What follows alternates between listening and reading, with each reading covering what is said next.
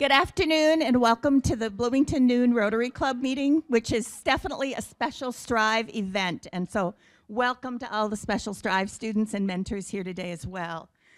With that, please stand. And Alex, do you have our invocation? You can do it there. If you scream, you can do it from there. This is in honor of our youth that are joining us today, so welcome all you folks from Kennedy and Jefferson. Eternal God, when we consider the broad span of interests in which Rotarians are actively engaged, we give thanks that such as junior achievement, a program involving boys and girls, is given a place of high priority.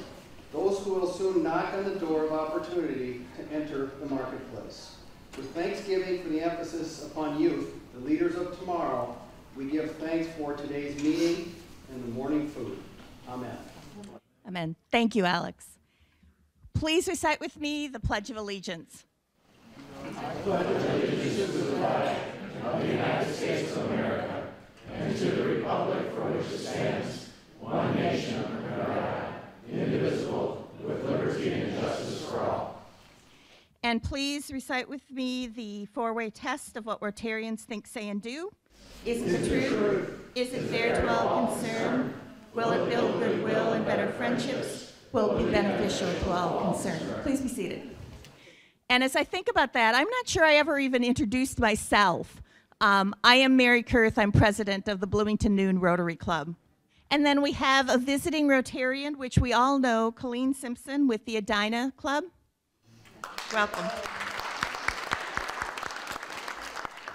And then Terry, would you like to introduce our Strive guests? Mary, Colleen is a good person for the students to know too, since she's in charge of the Normandale Foundation. Thank you, Don. Thank you for saying that. Thank you, Mary.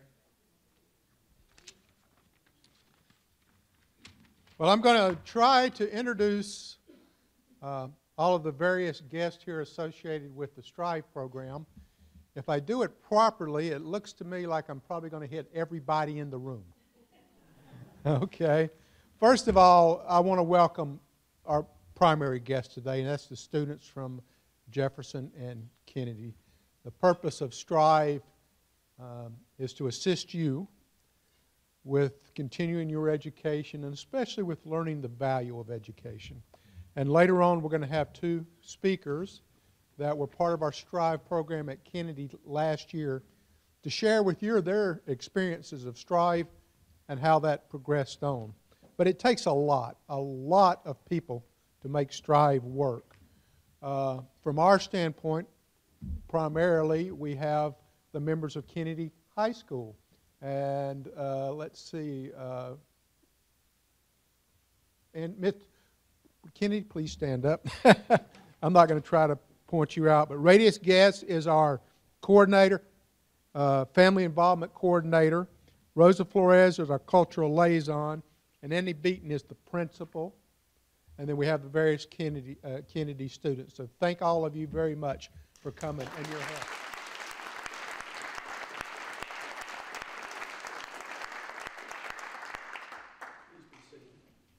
And let's see.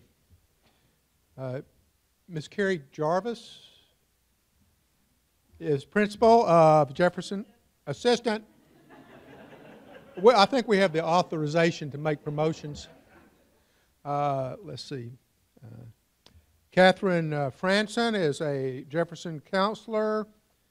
And then we have various club members from the Daymakers who supports the Jefferson program. Dwight Geisler, Mike Mellon, did I see him? Mike? No. Chris John Pearson. Would all of you please stand? And let's get the students from Jefferson to stand also at this time. Oh, Debbie.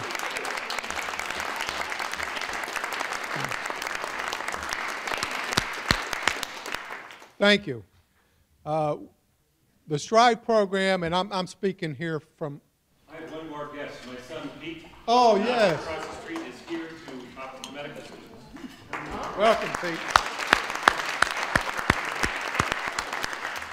And Pete has the cutest little daughter. I'm just saying. Oh, yeah. Haven't met him yet. pardon me, I'm just looking down the list here, trying to make sure I hit everybody. I'm going to speak mainly about the Kennedy program. If one of the Jefferson mentors want to mention something about their program, please go on. But there are several things that really make our program at Kennedy work. One is the involvement of the school. So thank you so much for all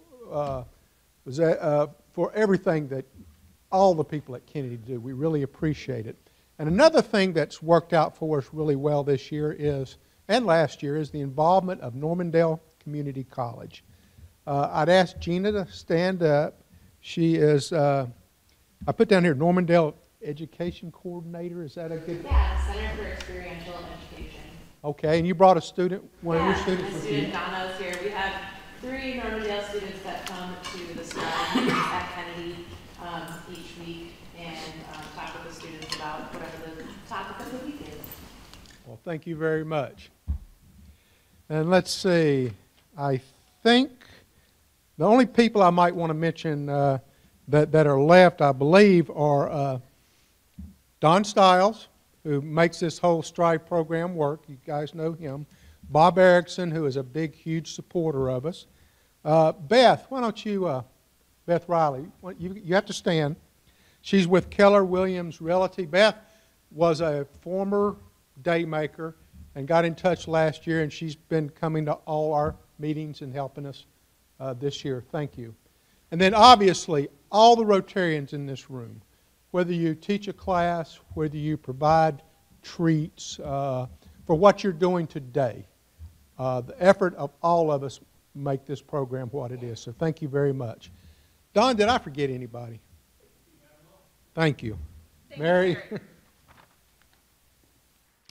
And we have a tradition at the Bloomington Noon Rotary Club to recognize one of our members each week. And as Rotarians know, every year, the Rotary International President, our current president is a native of Sri Lanka, the theme this year is Be a Gift to the World, which means Rotarians who are a gift to the world through the 6 areas of focus create a brighter world. And so this week I would like to recognize Terry Steerwald as our Rotarian of the Week. And as you know, Terry has co-chaired the Strive program for a number of years. He is the chair of the Ethics Day. He's past president. He's 2010 Rotarian of the Year. He's a Paul Harris Society member, a Paul Harris Fellow. He's a past board member. He's a past membership chair. And certainly volunteers, including volunteering this weekend at the Salvation Army bell ringing, and has had 100% attendance. So thank you very much, Terry, for being a gift to us.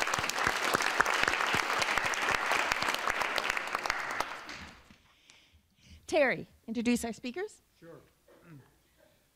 Mary, I just want to point out that my memory is not a gift. Because we see him all the time, being that he is a member of our club, I forgot to introduce Les Fujitaki, the superintendent of the schools. Les, you got to stand up, man. I got to apologize. Welcome. And Elizabeth, I would just give you a warning. If this is for an English class, be very careful. They have a terrible accent up here. For our Strive students and any guests that might not be familiar with Rotary, I just want to do a quick little, a couple of minutes and give you an idea about what Rotary is. It's an international organization of 1.2 million neighbors, friends, and community leaders who come together to create positive, lasting change in our communities and around the world.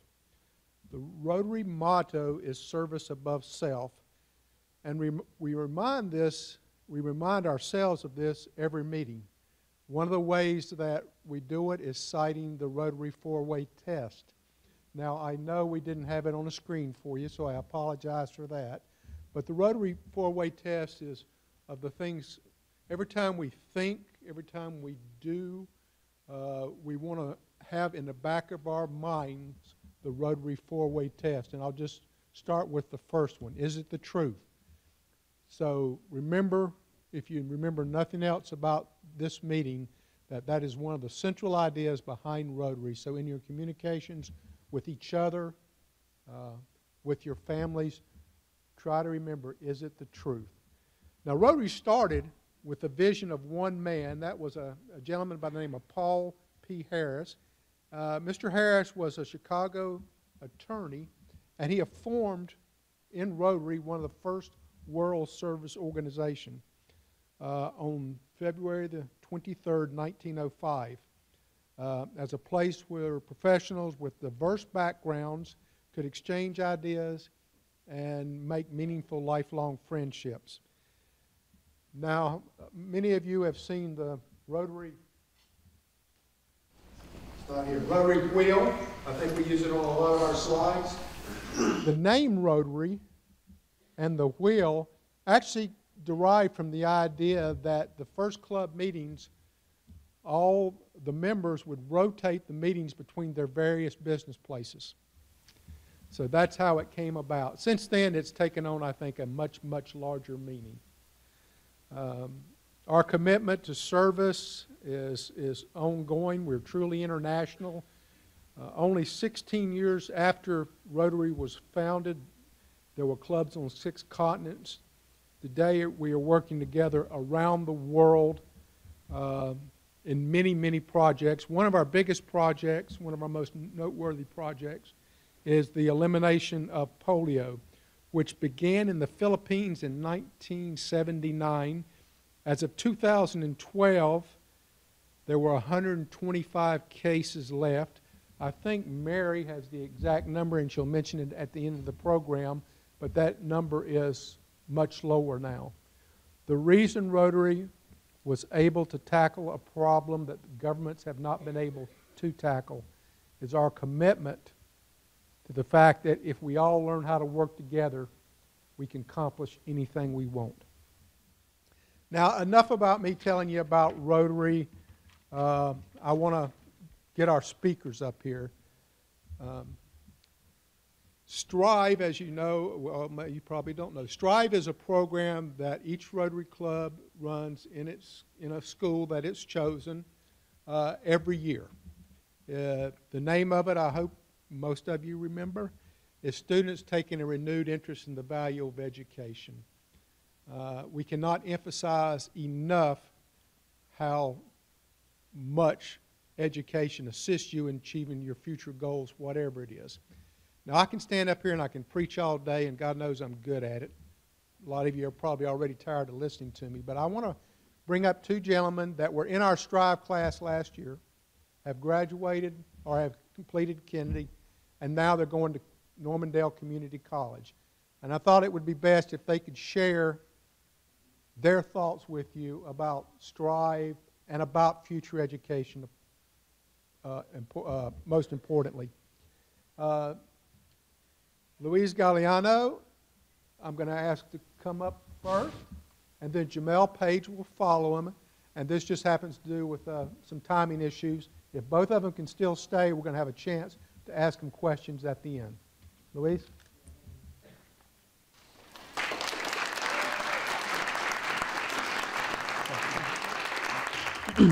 So, hey, my name is Luis. Some of you might know me, some of you might not. Yeah, as he said, I go to Normandale. So I came here for 3 reasons. I can tell you guys how Strive helped me with my academics. So like develop a mentality like towards academics, and then to thank these people, the mentors, because you know, they take the time, they choose to do this to mentor us, help us with, you know, academic success. They you know, they care about the success of others. So thank you, and the future of others. So I'm thankful for that. I'm thankful that there's people that like to help others, so and inspire some, you know. So my 3rd reason is to overcome the fear of public speaking, because we all have the fear of public speaking, you know. So hopefully this can help me because I'm getting better. I used to be really bad. So that's my third reason. So yeah, like I said, I'm here to not motivate you, but hopefully help you inspire, like they helped me. Because I'm not a motivator, but see, the only thing that will motivate you is yourself, your success, your results. That will motivate you. I'm sure there is no such a thing as a motivation to study, um, do homework, read a book, do papers. There's no such motivation for that. But if you think about the outcomes and what you can get out of if you do these things, scholarships, a better life than the one you have right now, then well, that just might motivate you a little bit, like it motivated me. So I know that some of you might not really care about school, academics, and I get that school is not for everyone. But see, I thought about it, and um, I wasn't doing anything with my life. I wasn't being responsible. I wasn't working, just doing nothing. Then I thought about it. So I chose to continue with my education because I would rather be, doing something, working for my future instead of just staying at home, feeling lost and sorry for myself because I couldn't figure out a way of, figure out a way of life through academics. So, until, I came to the STRIVE program and they helped me. So I hope you really take this into consideration, what I'm about to tell you. And if you're doing bad in school, well, I hope you make a change, So I used to think of school as not fair. We all have excuses. We're full of excuses. We just come up with random things. So so I consider STRIVE a vehicle. So let's consider STRIVE a vehicle. STRIVE is a vehicle throughout your senior year. It's gonna you might ask yourself how. See, well, they'll teach you time management tips. They'll teach you how to put your priorities first. They'll help you with scholarships. They'll teach you how to develop good habits. They'll give you test-taking tips. They'll help you apply for more scholarships, and they'll take you to visit other colleges. They'll help you improve your interviewing skills, like she did over there. So they'll help you balance your life and plan ahead, and a lot more. So every session, you have something new to learn. But it is up to you whether you want to use that and apply it to your daily life or mismanage it. So I recommend you guys to apply these things because it would help you, especially the time management one, because that's a big one for us. It's a big one for me, managing your time. So being in the program gives you an advantage, and I'm going to tell you why. So if you're in the program, you get money, right? And you have to do stuff that you must do anyway, stuff that everyone's doing. So I consider STRIVE anyway money. So let's say you gotta go to school anyway. You gotta pass your classes anyway, because if you don't, you don't graduate. So for me, I consider STRIVE the easiest way to get scholarship money for school. You don't have to write these long essays like for other scholarships. I remember applying for one scholarship, and I had to write 7 essays, and yeah, so you don't have to do none of that for this.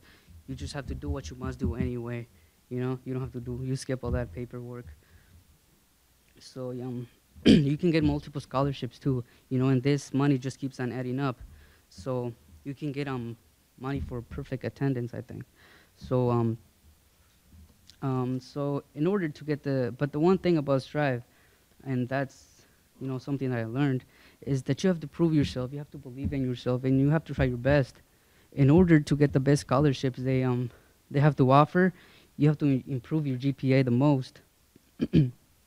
So if you do that, you're proving yourself. You're proving yourself that you care about your future. You're proving yourself that you're proving yourself to them. You're proving to them you believe in yourself. You're proving to them their help was worth it. Their time and money spent on you was worth it. So prove to them you have a dream, because if you don't, someone else will. And let me tell you what, when your name is called up here, you know, because you were the one that improved your GPA the most, you'll be proud of yourself, and your parents will be proud of yourself, and you'll excuse me. So receiving the most rewarding scholarship they offer will get you one step closer to get a success. And you know, one step at a time. You know, all big things have a small beginning. So so I get that success has different meanings to everyone. So what means successful to me might not mean being so successful to you, you know? So but we can all agree that success is not easy to achieve. So for me, success has 4 tangibles, and those tangibles are health, wealth, love, and happiness. You know, once I reach those 4, you know, I'll be a happy guy. So I was born in a third world country, Mexico, and see, when I lived there long enough to realize that, you know, there's no good life there. So you know, I lived there and I lived here, and I choose to live here every time. So there is see, what happens is you develop a third world mentality. You might think big, you might believe big, and you might have dreams, but your surroundings are small. The people, there's nobody to look up to.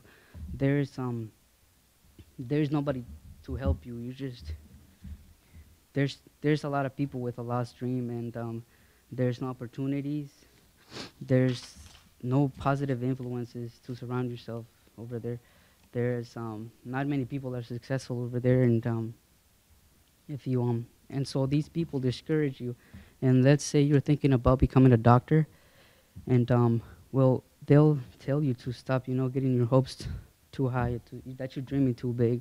And after a while, you hear these things so often and so many times that you start to believe in it. You start to believe that you won't be successful. That's when your dream begins to fade, and well, and then you start to believe, you know, that you're gonna live a miserable life. You're gonna get used to just living as an average person. So, but then you come to America, and then, you know, there's so many more opportunities. So no excuses for not going to school, you know, if you have a parent that supports you, of course. But then, you know, they hand you stacks of opportunities, you know, careers, just a lot of things you can do. So, but yet a lot of people still don't appreciate that. And well, you know, that's up to them. But my point is that many of you might have, you know, many of you were born here, but you might have developed a third world mentality, and that's just not right. So what I have to say is that don't let anyone tell you what you can and can't do. Your life is a battle between you and you. You know, just follow your dreams. Just do what you believe is best for you. Aim for the best. Just reach your goals, and you know, once you reach a goal, be proud, but not satisfied. You know, just stay hungry for improvements. Always be striving for more, and just, you know, approach your challenges as opportunities to learn and grow. So like I did, you know, just yeah. But most of all, we should dream big and, you know, believe big that we can do it, because we can. So yeah, that's all I have to say about this, you guys. So thank you.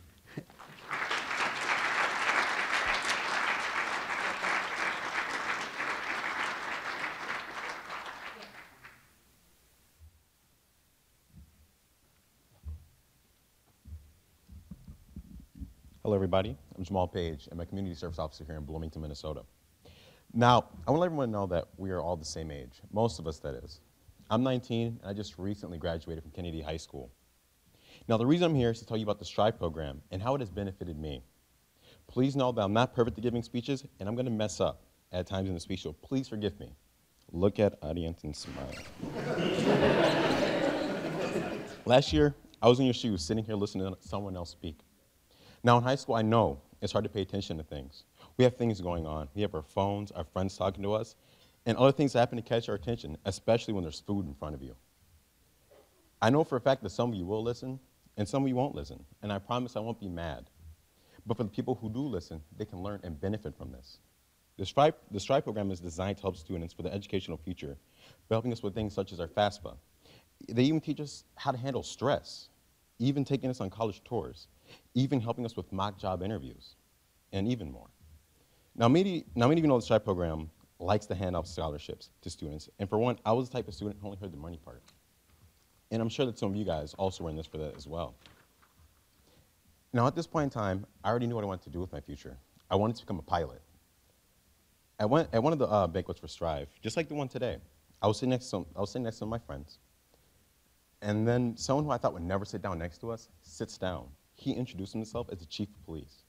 Now at this point, I'm nervous, and my friend leans over and says, "I'm pretty sure he's given me a ticket before." At this point, Chief Potts is asking everyone at the table, "What do you want to do with the future?" Just like he did today. And I answered him, and I said, "I want to be a pilot." And he says, "I know a guy, and I'll introduce you to him afterwards." And after the speech, the chief introduced me to this pilot. But before he left, I thought, I have that research paper due in Ms. Wolf's class. So he had given me his card, and I took that. And he said, "Contact me at any time." And I sent Chief Potts an email and asked him if he was willing to help me with that paper. I was really surprised to see that he allowed me to come to his office and ask him some questions. Now, I took that chance and met with Chief Potts, and he was very intrigued in helping with my paper. After the interview with Chief Potts, he took me for a walk around the police department. Chief Potts had also set up for me to do a ride-along with Officer Morgan. While I was on that ride-along, I started to remember that being a cop was also a childhood dream. After the ride-along, I continued to stay in contact with Chief Potts. By the way, I got 98 out of 100 on that paper. A couple weeks later, the chief asked me to come to his office, and I didn't know why until I got there. When I arrived, the chief had handed me a piece of paper that read Community Service Officer on it. I questioned him on what it was. He started to explain what Community Service Officer was, but the whole time I was thinking, this is it. This is how I become a cop, working side-by-side officers to one day reach my goal of becoming a police officer myself. After a couple of months go by, I got an interview, and I'm nervous. At this time, I was thinking of everything that could go wrong. But then I remember that in the STRIVE program, we had those mock job interviews, and I took that knowledge, and I walked in that interview with confidence. I even told the chief, "I want your job." Using that confidence I got from STRIVE, I remember that during the first couple of meetings of STRIVE, they had us write down 3 dreams and place somewhere that we would never lose it. I still carry it today. Always in my wallet with me, no matter what, so I can always pull it out whenever I forget what I'm doing. And it goes as such. Go to school/college, become rich, become a pilot, and never give up. Now I've accomplished one of those 3 dreams. My second will consist of me being rich, and I'll have to wait and see about that one. The third is always with me, and I'll never forget that dream. And I know that one day it will become a reality. That's why I added never give up to my list of dreams in my wallet. This shows that no matter what, you can't give up. That's why these people are in this room. They're here to make sure that we never open our dreams, to make sure that we succeed in our dreams, because your dreams are very important. I'm following my childhood dream now of becoming a cop, and I'm trying my hardest not to let anybody down. Barack Obama once said, "The good thing about being president, I can do whatever I want." Wait, that's the wrong quote. Oh, I found it, my bad. If you're walking down the right path, and you're willing to keep walking, eventually you'll make progress. At this point, I'm walking down the right path, and I'm more than willing to do whatever I have to do to make sure I succeed. And I know that one day I will become a police officer, and then the chief. So one day, what will you guys become? Thank you.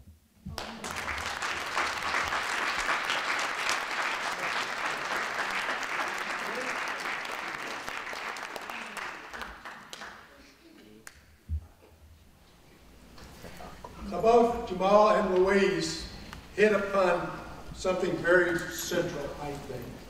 And that is the fact that what we're talking about here is your life, and you're responsible for it.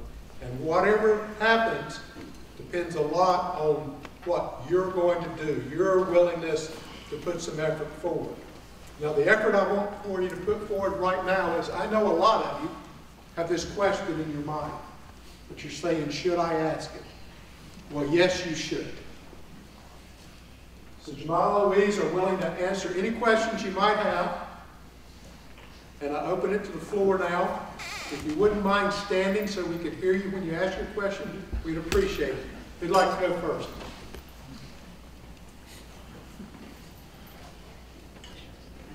Come on. No, they got questions. It's just, oh, I don't want to stand up. Well, let me ask you a question then while they're getting this. This is for both of you now. When you, let's say, well, we're halfway through the school year. When you were halfway through your senior year last year, could you see yourselves being where you are today? And what do you think, knowing where you are today and how you thought then, what was the biggest thing that's kind of influenced you to make the changes that you've made? So for me, it's more of a, I honestly didn't see myself being a cop. Sure. I honestly didn't see myself working for the police department here. And back in high school about this time, I was thinking more about graduating, and I wasn't really thinking about my future. Now, I was focused on becoming a pilot at this point in time, but yet I also was thinking a lot more about, myself and what I can achieve. And I know I can be a pilot that day, and one day it will be a reality, like I said in my speech. But I also have to think that the Strive program helped me out a lot with that, because you guys were able to help me manage that and manage my time so that I was able to do what I had to do to graduate. So for me, that's my answer pretty much. So, I guess, I mean, yeah, I was pretty lost back then, you know, but, yeah, sorry. But, I mean, before I got to the Strive program, I knew I had a big dream, so, you know, I was working towards it. I guess, did I see myself,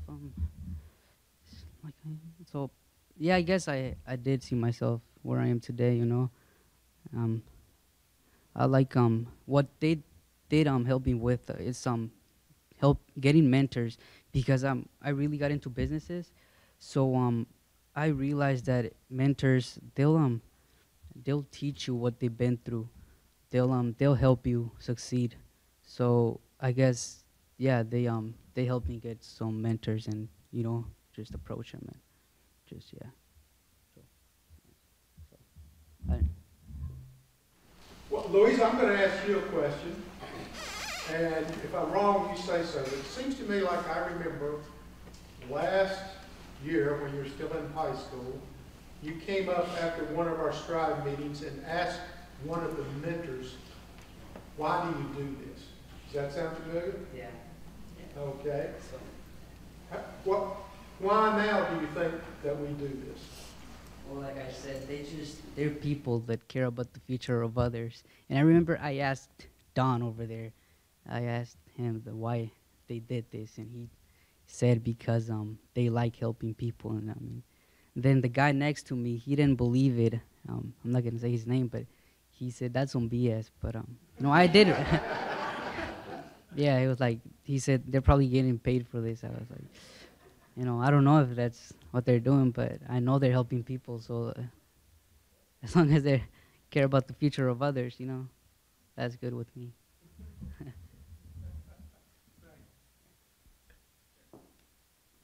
Yes. So, Don's my dad. He doesn't get paid for what he's doing. He genuinely cares. I have a question about getting to where you are and where you want to be is not easy. There will be some tough times, right? And in the last year, you've had some, I'm sure, moments that were challenging and that you wanted to give up, because it's easier to play a game on your phone than study for the test, and it's easier to go out than stay in and do whatever you need to do to achieve where you're at now. What do you do to motivate yourself to stay on the right track? For myself, it's really hard for me to, it's really hard for me to put down my PlayStation controller. So for any test I'd have to do, I mean, there's been some tests I've done now where I've been like, I probably should have studied for this more than I did. And so that kind of comes back to the Strive program where we talk about our management of our time. And so for me, I know that for me to be successful in this dream, that I can't just give it all up and play PlayStation all day and make a living out of that. So I know that for a fact I have to manage my time, that, you know, if I study for like an hour, maybe 2 hours, I reward myself by playing maybe a round or so in COD or something like that. Well, for me, I like to focus on the end goal. You know, I think you should approach, if you want to continue with your education, you should develop an end goal, whether it is, you know, breaking a chain of poverty with your family, you know, or supporting your mental health, whatever your end goal is. I think you should focus on that. That will help you break your obstacles that you will approach in throughout your life. I'll ask another question of you, Jamal, if you don't mind, and that has to do with you going into the field, you did police work and everything. How does the idea of, how do you see the idea of service and fitting in with anything that we talked about at Strive or Rotary, or what do you think about that? For me, it's when I went into this, I actually did look a lot at what you guys did as Rotaries here. And for me, I thought more about looking at Bloomington, because this is my hometown. I grew up here. I lived in St. Paul for like about 2 years, and I moved out here. But I see everyone here as my community, my friends, and I know that I'm here because it's a service that I'm willing to do. No matter what I'm doing, whether I'm grabbing a dog or I'm doing something else like along those lines, I also know that this is where I want to be, and I'm doing this because I want to help my community. Just like how you guys want to help all these students do the best that they can in their future. I'm here because I want to help my community and make sure our community is safe. Any more questions from the audience? So, Luis, I have a question. Thanks for being here, by the way. Thank It's you. good to see you. You were talking about a mentality that you had to overcome. I think there's some students that kind of have that mentality, face that mentality. What advice would you have for students to overcome that third world mentality that you said, and how did you get there? Yeah. Well, see, the first thing is you have to be willing to change, because if you're not willing to change, it doesn't matter who gives you advice, who you surround yourself with. If you're not willing to change, you won't change. So you have to be willing to change in order to make a change. And once you do that, you'll start to notice some progress. And Terry, I know Luis got some scholarships, and I'm not sure, Jamal, if you did. Can you just tell us how much you got in scholarships from Strive and then Normandale and then match and things? So can you just tell the students what you got? so from Strive, it was a total of 7,000, and then I got another one with from Bloomington. That was 2,500, and then I was part of a program with Normandale, so it's helping me with my generals. So I guess that's only my 3 scholarships that I got. Part of the four-way test is being honest. I know these figures are hard, but I don't think we gave you 7,000. I think what happened is, I wish we could have, but if you get a Strive scholarship, the schools like Normandale match it dollar for dollar. So what happens is if you get $3,500, hey, that's $7,000 toward your tuition. Just clarify it. Keep the budget under control. Any more questions? Rosa? What I liked that I saw working at Kennedy, the academic growth that you guys had. So can you share with everyone how you did academically starting at the beginning of the year and at the end of the year, like with your GPA?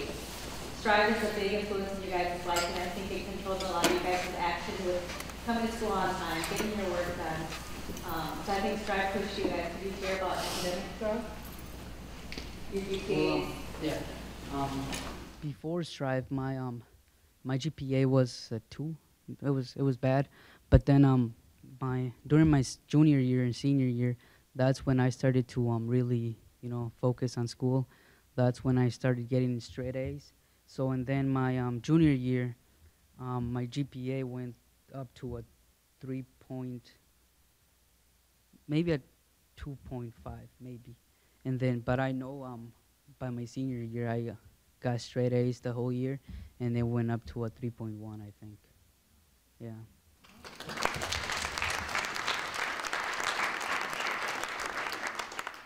My freshman year, I didn't really care about school. And then as I went through, I started to realize what I wanted to become in my life. So I buckled down. I know like around my freshman year, I got like a 2.5 or so GPA, and that kind of transferred over into like my junior year.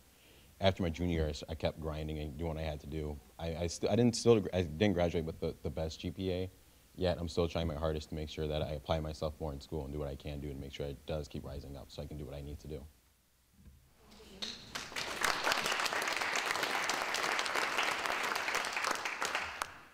Just in case some of you out there are wondering, I have to make a confession now. These guys are talking about they only had GPAs of 2 point whatever, and I'm thinking, that's pretty good. My first year of college GPA was 0.75. You can make it if you just try. Anybody else? This morning I had coffee with Jerry Peterson, who used to be on the faculty at Kennedy High School. And I was the nurse at Kennedy from 90 to 95 when I was just 25 years old. Not really. But Jerry Peterson started a great program at Kennedy called Operation Succeed.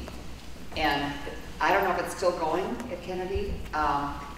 He would give points or something to the kids if they were on time to classes, if they didn't miss school. There were a number of things that they had to achieve in order to do this. And I think that was the best program that was ever at Kennedy. And I think they probably have had something to replace that, but Kennedy's a great school. Because of him. I mean, because of people like him.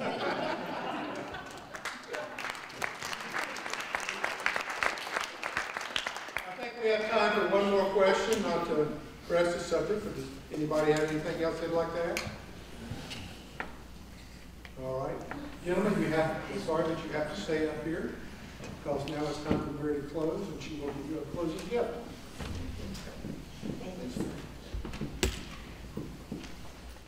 So as a gift for, or in appreciation for, you're behind me, I can't. So in appreciation for your speaking presentation today, a donation to End Polio will be made in your names to End Polio Now, which is the signature project of Rotary International, which Terry had talked about a little bit. So in the early 90s, there were 400,000 cases of polio each year in the world. And that's when Rotary decided to join with other organizations to lead the eradication of polio in the world. We are so close to eradicating this devastating disease.